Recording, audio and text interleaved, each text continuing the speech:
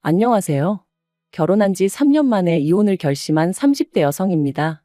사람마다 외모도 성격도 전부 제 각각이라지만 그래도 저는 제 자신이 유별나다고 생각해 본 적은 없어요. 대단한 구석도 없지만 그렇다고 모난 구석도 없다고 믿고요. 그런데 어머님과 부딪힐 때마다 어머님은 제가 이상한 거랍니다. 사고방식이 글렀다나요. 저도 남편만큼 배울 만큼 배웠고 남들처럼 멀쩡히 사회생활 잘만 하고 있는데 말해요. 그래서 내리게 된 제 결론은 그냥 저는 이 집이랑 안 맞는다였지요. 그리고 저리 싫으면 중이 떠나야지 어쩌겠어요? 그래서 이혼을 결심했습니다. 남편하고는 아는 선배의 소개로 만났고 소개받았을 당시 제 나이 30, 남편 나이 32이었어요. 선배는 부담 없이 만나보라고 했지만 남편이나 저나 둘 다 적은 나이가 아니었다 보니 솔직히 부담스러웠던 것도 사실이고요. 하지만 선배하고는 여러 가지로 얽혀있는 상황이다 보니 자리 자체를 거절할 상황도 못 되었네요. 아무튼 그리고 말이 나왔으니 말이지만 소개팅을 받던 시기 저는 결혼과 비혼의 갈림길에서 고민이 많았어요. 사실 친정부모님 두 분의 사이는 좋았지만 하루아침에 친할머니께서 이제 같이 살아야겠다며 저희 집으로 들어오셨고 그래서 졸지에 친정어머니가 10년 넘게 다니시던 직장을 관두시는 걸 보고는 여러 가지로 충격이 컸었거든요. 게다가 이후로도 친정어머니께선 친할머니 때문에 때로는 고모나 작은아버지의 부탁 때문에 많은 걸 이해하시고 포기하셔야 했는데 아무래도 그런 어머니를 보고 자라서 그런지 언젠가부터는 결혼하면 여자만 손해란 생각이 강해져 가더라고요. 하지만 막상 제가 성인이 되어 사회에 나와보니 저희 어머니와는 달리 또 많은 여자들이 결혼을 하고도 계속해서 자기 커리어를 이뤄나가는 거예요. 그래서 그때 뭐랄까, 사고방식이 올바른 남자를 만나면 가정도 이루고 내 커리어도 이어갈 수 있지 않을까. 그런 생각도 들더라고요. 한편으론 제가 너무 부정적으로 세상을 보나 싶기도 했고요. 아무튼 그렇게 생각이 복잡하던 시기에 소개받은 게 남편이었네요. 남편은 저와 마찬가지로 직장을 다니는 평범한 회사원이었어요. 외모라던가 그런 건 모난 구석 없이 제 눈에는 나쁘지 않았고요. 그리고 무엇보다도 대화를 나눠보니 말수가 많지는 않아도 자기 의견도 확실하고 줏대도 있는 게 마음에 들대요. 참고로 저 또한 우유부단한 성격은 아니다 보니 갈팡질팡하는 사람들을 보고 있으면 답답해서 아무튼 남편도 남편대로 제가 마음에 들었던 모양이에요. 첫 만남이 있고 나서 매주 주말마다 만나자고 해왔으니까요. 그리고 그렇게 저희는 대략 2달간의 탐색전 끝에 연애를 시작했습니다. 연애한 지 1년 만에 결혼까지 약속하게 되었고요. 참고로 저는 못해도 인연은 만나보고 싶었지만 남편이 아버님 연세를 들먹이며 하루라도 빨리 자리 잡는 모습을 보여드리고 싶다고 저를 졸라서 어쩔 수가 없었네요. 그런데 어이없게도 남편의 성화로 서두르게 된 결혼임에도 불구하고 결국 시댁으로부터 제대로 된 지원은 받지 못했어요. 왜냐하면 어디 아픈 데도 없으신 아버님이셨는데 어머님께서 아버님의 건강을 핑계로 주시기로 하셨던 돈을 주지 않으셨으니까요. 그리고 말이 나왔으니 말이지만 어머님이 되시는 이유가 그럴듯하게 들리기라도 했으면 저나 저희 친정부모님도 속은 상했겠지만 그 정도로 실망하진 않았을 거예요. 사실 상견례 자리에서도 어머님께서는 남편 앞으로 1억은 너끈히 해주실 수 있다며 저더러 땡잡았네 어쩌네. 별의별 말씀을 다 늘어놓으셨습니다. 평생 여자라곤 모르고 가족하고 일밖에 모르던 아들이라며 요새 이런 남자가 어딨냐 그런데 재력까지 있으니 얼마나 대단하냐며 제가 운이 억수로 좋다 하셨지요. 그리고 어머님의 그런 아들 자랑 돈 자랑이 솔직히 곱게만 들렸던 건 아니에요. 시쳇말로 눈꼴 시리고 안 입고 왔죠. 제 눈에 안경이라 해서 남편과 결혼을 마음먹은 건 사실이지만 그래도 어머님이 나서서 계속 호들갑을 떠시니 어찌나 볼썽사납던지. 하지만 저도 그렇고 저희 친정부모님도 그저 떨떠름하게 웃는 것 말고는 아무것도 못했어요. 당시 친정아버지가 작은아버지의 부탁으로 돈을 빌려주셨는데 작은아버지 사업에 문제가 생기면서 저희 친정에서는 1억씩이나 해줄 만한 상황이 못 되었거든요.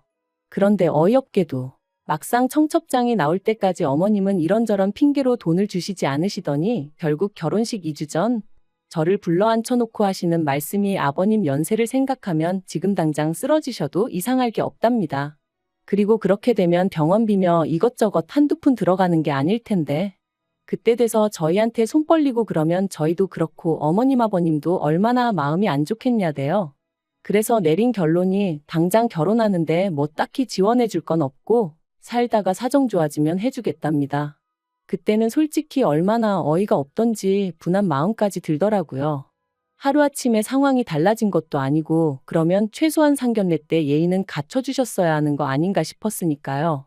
아무튼 결국 양가로부터 별다른 지원 없이 남편이 모아둔 돈과 제가 모아둔 돈 5천씩 반반 보태 그 돈으로 전세를 구했습니다. 서울이 아니었으니 다행이지 서울이었으면 어림택도 없었을 거예요. 그런데 문제는 결혼한 지 1년도 되지 않아 제가 임신을 했고 그러면서 회사를 관두게 되었어요. 사실 어떻게든 버텨보려고 했는데 입덧부터 시작해서 여러 가지로 출퇴근조차 어려운 상황이었거든요. 그리고 제가 다니던 회사는 내실이야 좋았지만 직원 수 자체는 10명 남짓의 소규모였다 보니 제가 제 몫을 제대로 해내지 못하면 안 되는 상황이었거든요. 그래서 결국 퇴사를 할 수밖에 없었는데 회사 대표부터 시작해서 같이 일하던 사람들이 더 안타까워하대요. 여담이지만 이때는 그래도 내가 인정받는 사람이긴 했구나 싶어 좀 기쁘기도 하더라고요. 아무튼 그런데 어이없게도 정작 제 퇴사를 알게 되신 어머님께서는 얼마나 노여워하셨는지 몰라요. 그것도 제 회사한테 노여워하신 게 아니라 퇴사를 했다는 사실에 노여워하셨어요. 말씀하시길 제 조건이랄 게 마음에 드는 게 없었지만 그래도 제가 제 밥벌이는 하겠구나 싶어서 허락한 결혼이었다 하시며 그런데 이제 와서 임신했다고 유세 부리냐 어떻게 남편 고생할 건 하나 생각도 안 하고 그거 좀 힘들다고 홀랑 회사를 때려치냐. 너는 그럼 앞으로 내 아들한테 기생해서 살겠다는 거냐? 이거 사기 결혼이다 하시는데 그때 어머님이 하신 말씀은 제가 죽을 때까지도 토시 하나 잊지 못할 것 같아요. 그래도 시간은 흘렀고 저는 눈에 넣어도 아프지 않을 딸아이를 낳았습니다. 솔직히 임신 사실을 확인했을 때부터 어머님은 당연히 제가 아들을 낳을 거라 믿으시는 눈치였지만 저는 아들이고 딸이고 전혀 신경 쓰지 않았어요. 그저 건강한 아이였으면 좋겠다는 거 그리고 굳이 보태자면 남편이 아닌 제 눈을 닮았으면 좋겠다는 정도였지요. 그런데 제가 딸을 낳고 나니 어머님이 임신 내내 주시겠다 하시던 조리원비도 못 준다셨습니다. 제가 당신이 부탁해서 애를 낳은 것도 아니고 좋아서 낳은 건데 왜 몸조리를 당신이 시켜줘야 하냐는 핑계를 대시면서 말해요. 하지만 계획보다 일찍 아이를 갖게 된 것도 남편이 아버님 돌아가시기 전에 손주 한번 안겨드리고 싶다 해서 가진 거였거든요. 어머님도 거의 똑같은 말씀을 하셨었고요. 그래서 이때부터는 어머님이 뭘 하시건 간에 말 그대로 콩으로 매주를 쓴다고 해도 믿지 않겠다 다짐을 했죠. 그런데 이런 상황을 알게 된 친정부모님께서 어이없다 하시더니 제 계좌로 500만 원을 보내주셨습니다. 이 돈으로 산후조리원에 가라시면서 말해요. 놀란 제가 이 큰 돈이 어디서 나셨냐 하니까 친정어머니 말씀이 친정아버지가 저 시집갈 때 뭐 하나 못 해준 게 늘 마음에 걸린다며 옆 동네 아파트의 경비로 취직을 하셨다대요. 임신한 제가 걱정하느라 스트레스 받으면 어쩌냐며 저한테는 절대로 말하지 말라셨다면서요. 그 이야기를 듣는데 말 그대로 눈물이 쏟아졌어요. 돌이켜 생각해보면 남편하고 죽고 못 살 만큼 사랑한 것도 아닌데 이런 대접받고 살자고 친정부모님 가슴에 상처내가며 결혼을 했나 싶어가지고요. 하지만 지난날 후회한다고 뭐가 달라지는 것도 아니고 그냥 그렇게 한 10분을 꺽꺽 울어대며 전화기만 붙들고 있었던 것 같아요. 그런데 황당한 건 친정부모님한테 500을 받았다는 사실을 알고서는 남편이 했던 말이었습니다. 그렇지 않아도 자기도 너무 속상해서 산후조리원비로 어머님하고 크게 다퉜다며 어머님도 미안해하고 계신다더니 한다는 말이 어머님한테 한 번 기회를 드린다 생각하고 산후조리를 어머님한테 해달라고 하면 어떻겠냐대요. 그래서 제가 제정신이냐니까 산후조리를 꼭 집안인 다른 장소에 가서 해야 할 필요는 없지 않냐는 거예요. 그리고 덧붙이기를 대신 어머님한테는 산후조리를 도와주시는 거에 대한 감사한 마음으로 200만 원 정도만 드리면 서로 묵은 감정도 풀고 여러모로 좋지 않겠냐는데 아무리 애 아빠라지만 뭐 이런 인간이 다 있나 싶었죠. 그래서 말 그대로 남편한테 네가 사람이냐 그러고는 욕을 퍼부었어요. 산후조리원 일로 남편이고 시댁이고 정이 있는 대로 떨어졌고 이후로 남편과는 애 때문에 산다는 마음으로 살았습니다. 어머님은 저에게 사과 비슷한 말 한마디조차 하신 적도 없으셨고 저를 볼 때마다 애 키우는 게 유세냐 남들은 돈도 벌고 애도 키우고 다 하더라. 그리고 그럴 때면 저도 언젠가부터 그럼 어머님이 애 봐주실 거냐 따지고 들고. 솔직히 봐주신다고 해도 맡길 생각도 없었지만 봐줄 생각도 없으신 분이 애도 키우고 돈도 벌어오라 타박을 하시니 저도 못할 말이 없더라고요. 그리고 이런 대화가 오갈 때마다 남편은 제 편을 들어주지 않았어요. 저더러 너도 이제 엄마니까 어머님 마음을 좀 이해해드릴 수는 없냐 그런 식이었죠. 어머님 입장에선 졸지에 외벌이를 하게 된 아들이 얼마나 안쓰러우면 그러시겠냐면서요. 저는 남편이란 사람 하나만 믿고 결혼한 건데 그리고 제가 일을 안 하고 싶어서 안 하고 있던 것도 아닌데 남편이 계속해서 어머님을 이해하라고만 하니 얼마나 섭섭했는지 모릅니다. 그런데 사람이 죽으란 법은 없다고 그 무렵 생각지도 못한 연락을 한 통 받았어요. 그건 바로 전에 일하던 회사 대표로부터 온 전화였죠. 저더러 어떻게 지내는지 묻더니 혹시 이직했냐대요. 저는 씁쓸히 웃으며 아이 때문에 아직은 어디 다닐 형편이 못 된다 했습니다. 그랬더니 그러면 아이 문제만 해결되면 복직할 수 있는 건지 묻더라고요. 대표가 말하길 회사가 다른 회사에 흡수합병이 되었고 그로 인해 사내 어린이집도 이용할 수 있게 되었답니다. 그리고는 늘 성실하고 열심히 일하던 제가 하루아침에 임신 때문에 관둔 게 늘 마음에 걸렸다는 거예요. 그래서 사내 어린이집 얘기가 나오자마자 저한테 연락해봐야겠다는 생각뿐이었다면서 참고로 대표 또한 애엄마였기에 제 마음을 헤아려 준 게 아닌가 싶어요. 아무튼 그렇게 저는 전 직장으로 하지만 훨씬 더 좋은 연봉과 복지를 보장받고 복직하게 되었습니다. 그리고 그때부턴 매번 네가 빈대냐 내 아들한테 빨대 꽂았냐 어쩌냐 하며 막말을 퍼부으시던 어머님도 더는 아무 말도 못하시대요. 남편도 중간에서 제대로 제 편 한번 들어준 적이 없다 보니 말을 아끼는 듯 했고요. 저는 내친김에 남편에게 살림과 아이에게 들어가는 생활비를 제외하곤 전부 다 각자 관리하자 선포했어요. 누군가는 저더러 남편이 외벌이할 때는 남편한테 생활비 탔어 놓고 너가 돈 벌자마자 태도를 바꾸는 게 말이 되냐 할 수도 있지만 한 번도 생활비 넉넉하게 탔어 본 적 없고 남편한테 돈 타서 쓰는 동안 제대로 된 옷 한 벌 사 입어 본 적 없습니다. 대부분이 식비와 아이 육아에 들어갔기에 저는 떳떳했고 그래서 각출해서 관리하잔 소리도 할 수 있었던 거예요. 그리고 그렇게 생활을 이어간 지 2년째 되던 해 친정어머니의 환갑이셨습니다. 애시당초 남편에게 별 기대도 없었기에 같이 뭘 해야겠다는 계획도 세우지 않았어요. 아니나 다를까 남편도 저한테 장모님 생신인데 뭐 할 거냐 그런 건 묻지도 않았고요. 하긴 자기 부모님 생신도 제가 말해주지 않으면 깜빡깜빡하는 사람이었으니 뭘 기대했다면 기대한 제가 이상한 거였죠. 아무튼 그래서 친정부모님과 여행 가기 일주일 전 남편에게 친정부모님 모시고 일본에 간다 했어요. 친정어머니가 밥이나 한 끼 먹으면 되지 무슨 여행이냐 하셨지만 그래도 온천 여행이라도 한번 시켜드리고 싶은 게 자식된 제 마음이었거든요. 남편은 심드렁한 표정으로 알겠다 했고 잘 다녀오라 한마디 하대요. 말이라도 나도 같이 가야 되는 거 아니냐 돈은 있냐 묻지도 않았고요. 기대가 없었다고 말은 하지만 왜인지 서운했던 게 사실이에요. 그런데 지난달 초였어요. 어머님이 연락을 해오셔서는 대뜸 친정부모만 부모냐면서 어떻게 네 부모만 데리고 여행을 다녀왔냐 소리를 지르시대요. 그래서 제가 그게 아니라 환갑이시라 겸사겸사 다녀왔다 했습니다.